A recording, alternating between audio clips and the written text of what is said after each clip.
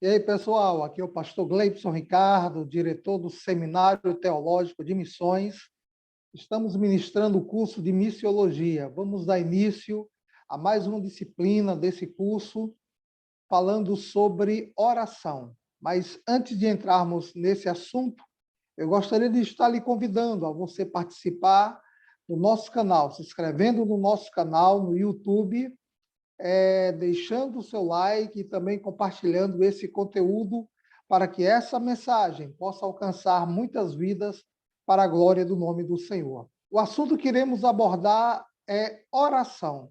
Eu quero lhe convidar a ler um texto na Palavra de Deus em Salmos, capítulo de número 91, versículos 15 e 16, que diz: Ele me invocará e eu lhes responderei. Estarei com ele na angústia, dela o retirarei e o glorificarei. Fartá-lo-ei com longuras de dias e lhe mostrarei a minha salvação. O tempo que passamos com o Senhor em oração pode liberar um poder capaz de transformar histórias. O poder mais dinâmico que este mundo jamais conheceu. A Bíblia descreve muitas e diferentes operações da oração, mas nessa aula examinaremos principalmente a oração individual.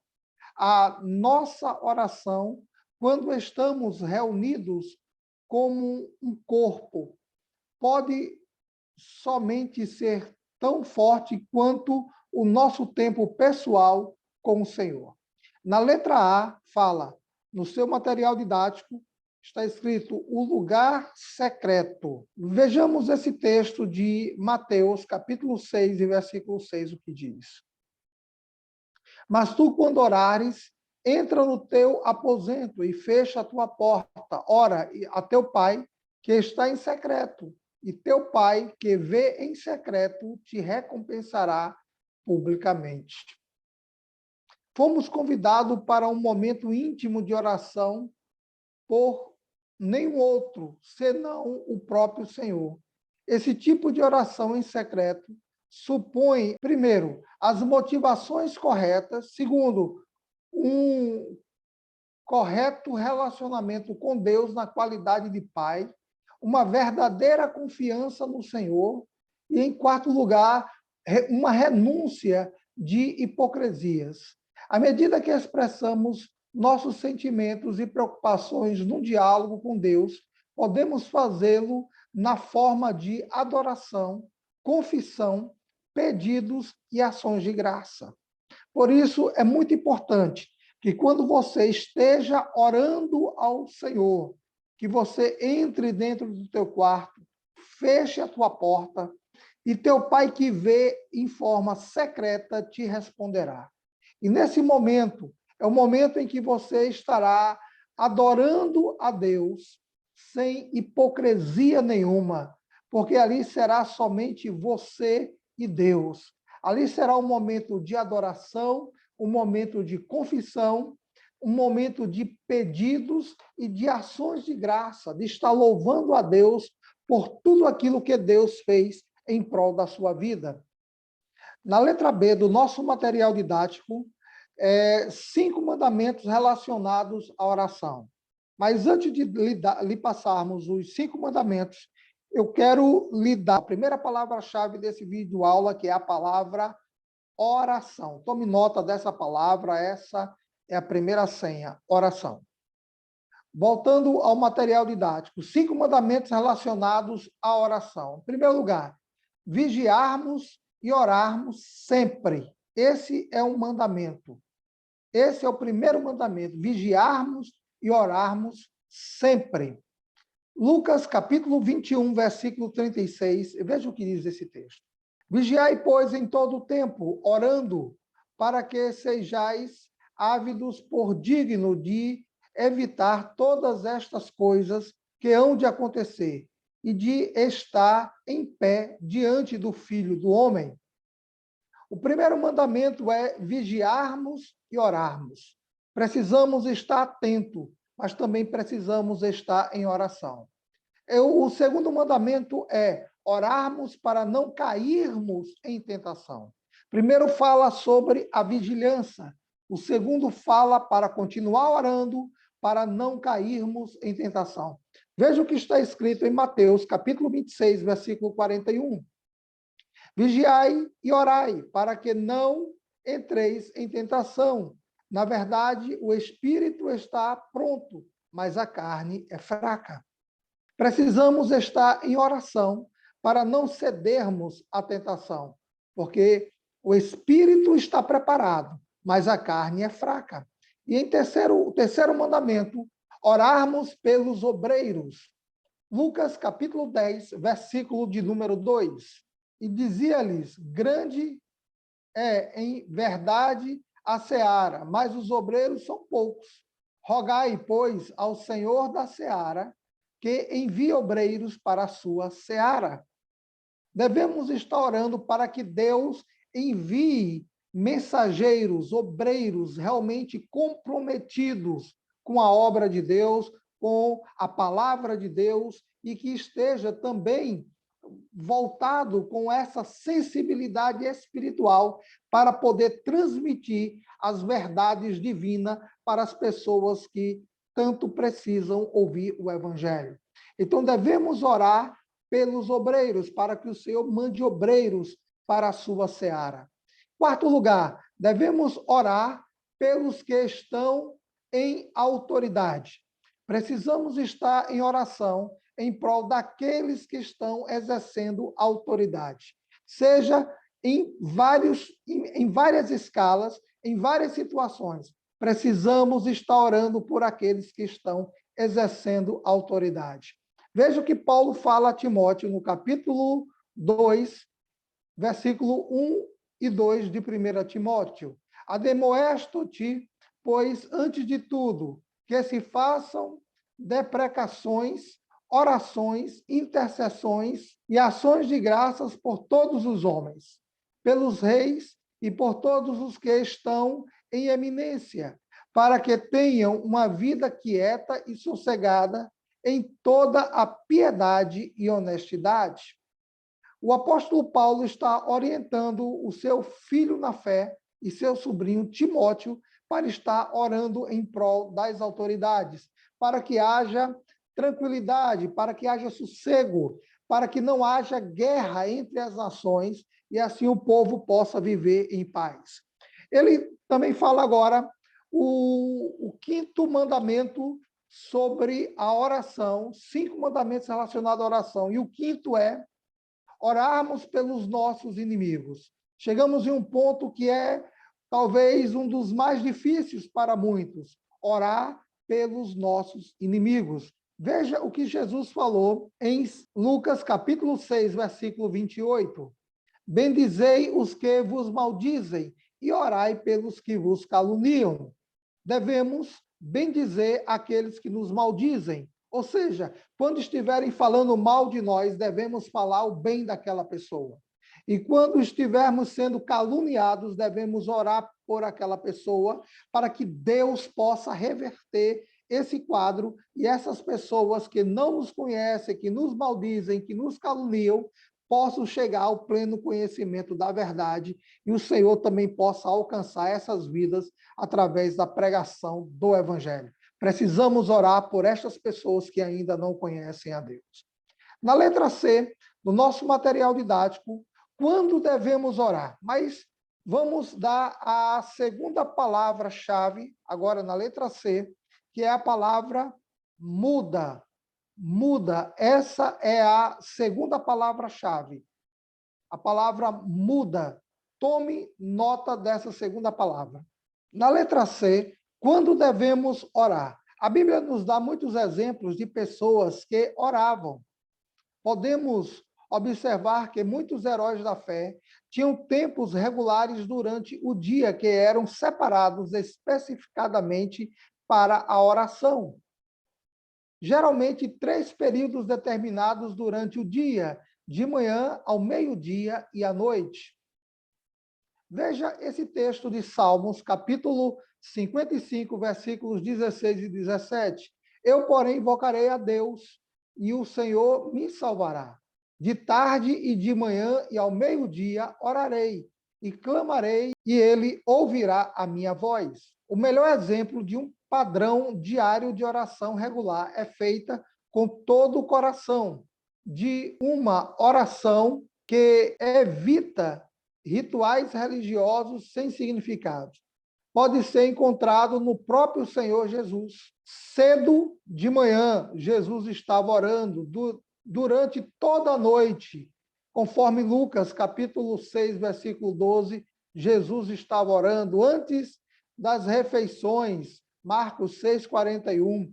Ou seja, devemos estar em oração de manhã cedo, durante toda a noite, durante o dia, durante as orações. Como devemos orar? Devemos orar em espírito. Oração em espírito é oração com a sua mente, oração com o seu entendimento. Então, é importante que em determinados locais, como nós não podemos estar nos expondo em oração, podemos estar orando em espírito, e nosso Pai, que vê em secreto, também nos responderá. Letra D do nosso material didático fala: pelo que devemos orar? Primeiro, devemos orar por nós mesmos. Veja esse texto de 1 Crônicas, capítulo 4, versículo 10. Porque Jabes invocou o Deus de Israel, dizendo: se me abençoares muitíssimo, e meus termos ampliares, e a tua mão for comigo, e fizeres que do mal não me seja afligido, e Deus lhes concedeu o que lhe foi pedido. Nós vemos aqui o exemplo deste homem, Jabes. Ele fez uma oração específica, uma oração direcionada, e alcançou o seu objetivo, porque Deus lhe concedeu o que ele havia pedido. Jabes faz uma oração em prol de si mesmo. Se você estiver orando para que Deus possa estar te abençoando, o Senhor operará o milagre. O Senhor fará o milagre na sua vida, na sua casa, entre os seus familiares, dentro do seu ministério. O Senhor estará te abençoando em todas as áreas. Em primeiro lugar, devemos orar por nós mesmos. Em segundo lugar, devemos orar uns pelos outros. Veja o que está escrito em Tiago, capítulo 5, versículo 16. Confessai as vossas culpas uns aos outros e orai uns pelos outros para que sareis. A oração feita por um justo pode muito em seus efeitos. Confessai as vossas culpas uns aos outros e orai uns pelos outros. Ou seja, eu lhe ajudo e você me ajuda. Eu oro por você e você ora por mim. E estaremos sendo abençoados pelo Senhor, e o Senhor responderá. Em terceiro lugar, devemos orar pelos ministérios do corpo de Cristo. 2 Tessalonicenses, capítulo 3, versículo 1, veja o que o apóstolo Paulo fala à igreja. No demais, irmãos, rogai por nós, para que a palavra do Senhor tenha livre curso e seja glorificada, como também o é entre vós. Paulo está falando que a igreja deve estar em oração, para que a palavra ela possa ter liberdade e possa alcançar aqueles que precisam. Precisamos estar orando pelo ministério do corpo de Cristo. Precisamos estar orando pelos apóstolos, pelos bispos, pelos pastores, pelos missionários, pelos evangelistas, por todos aqueles que ministram a palavra de Deus e que exercem o ministério da palavra. E em quarto lugar, devemos orar pelos enfermos e atormentados. Tiago, capítulo 5, versículo 14 ao versículo 16. Veja o que diz esse texto.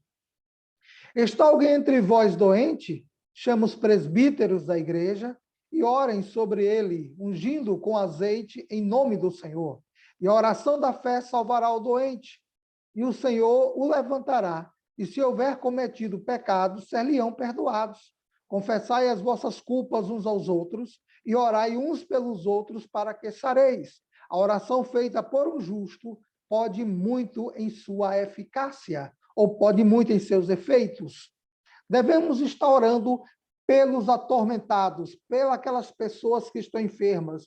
O próprio Senhor Jesus, ele deu essa ordem à igreja dizendo: e colocarão as mãos sobre os enfermos e os curarão em meu nome. Usando o poder do nome de Jesus, através da oração, você tem a chave para libertar vidas do tormento de Satanás e do tormento das enfermidades físicas e também de causas espirituais.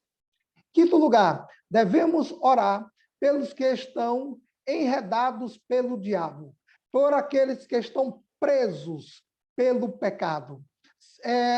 1 João, capítulo 5, versículo 16, veja o que diz esse texto. Se alguém vir pecar seu irmão, pecado que não é para a morte, orará, e Deus dará a vida àquele que não pecarem para a morte. Há pecado para a morte, e por esse não digo que ore. O apóstolo João está fazendo aqui a afirmação de dois tipos de pecado: o pecado que é para a morte e o pecado que não é para a morte. Ou seja, aquele pecado que você pode orar, aquele pecado que o Senhor irá salvar aquele que está no ato da infração. Porém, o pecado para a morte, qual é o pecado para a morte? O pecado para a morte é o pecado, é a blasfêmia contra o Espírito Santo. Esse não haverá perdão. Por isso, nós não podemos orar por uma pessoa que está blasfemando contra o Espírito Santo de Deus.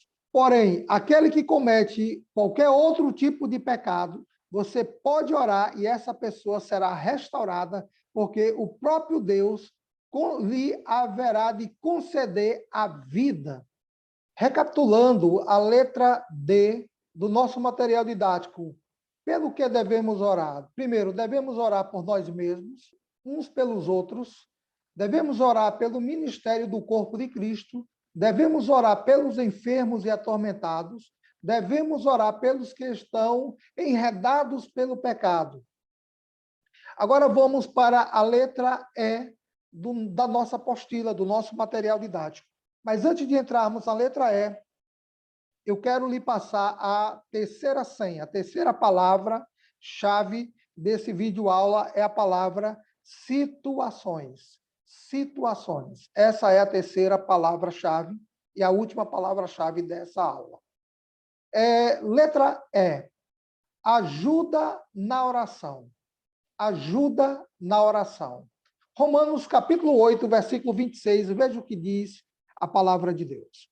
E da mesma maneira também o Espírito ajuda as nossas fraquezas, porque não sabemos o que havemos de pedir como convém, mas o mesmo Espírito intercede por nós com gemidos inexprimíveis.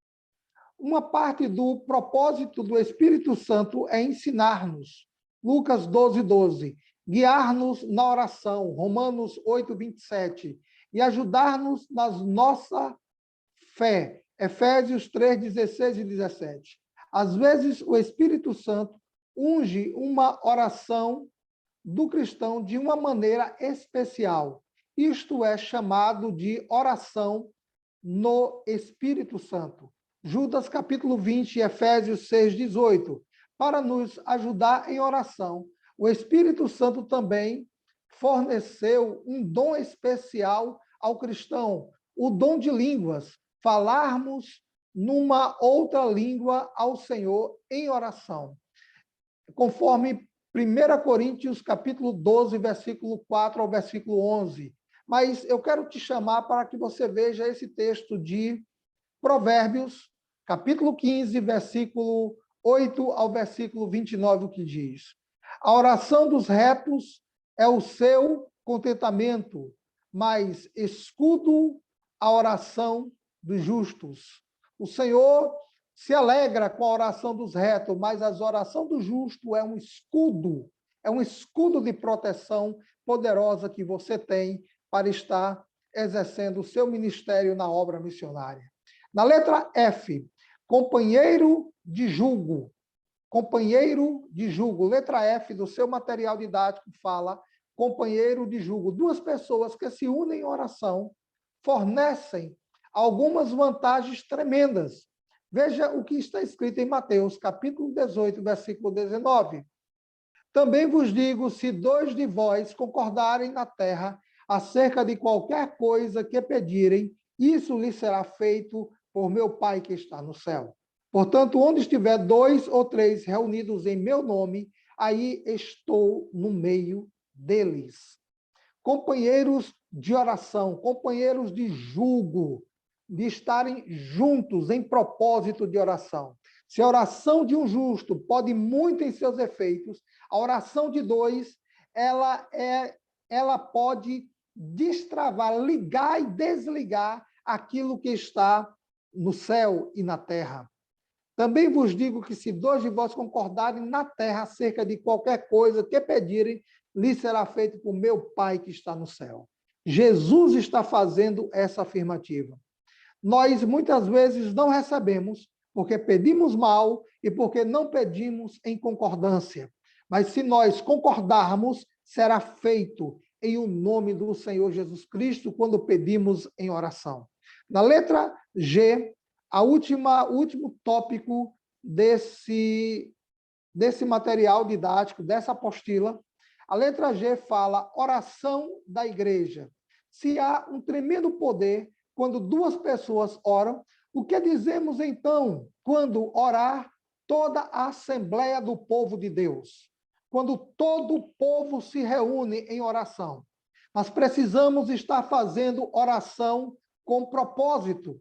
Precisamos estar fazendo oração com concordância. Muitas vezes nós estamos no meio de uma grande multidão, mas cada um está orando com situações diferentes. Mas quando toda aquela multidão se une em um único propósito e concorda acerca daquilo que está sendo orado, ali será feito. Deus haverá de fazer um milagre para a glória do seu próprio nome. Hoje Deus está chamando o seu povo à oração.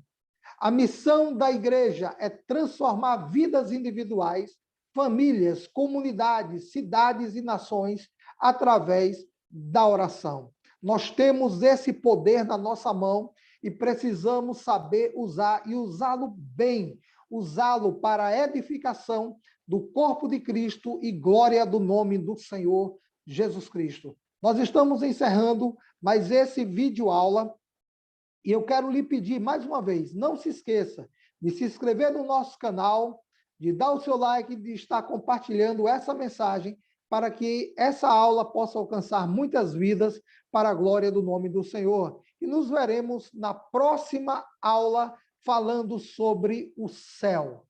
Na próxima aula nós estaremos nos encontrando novamente.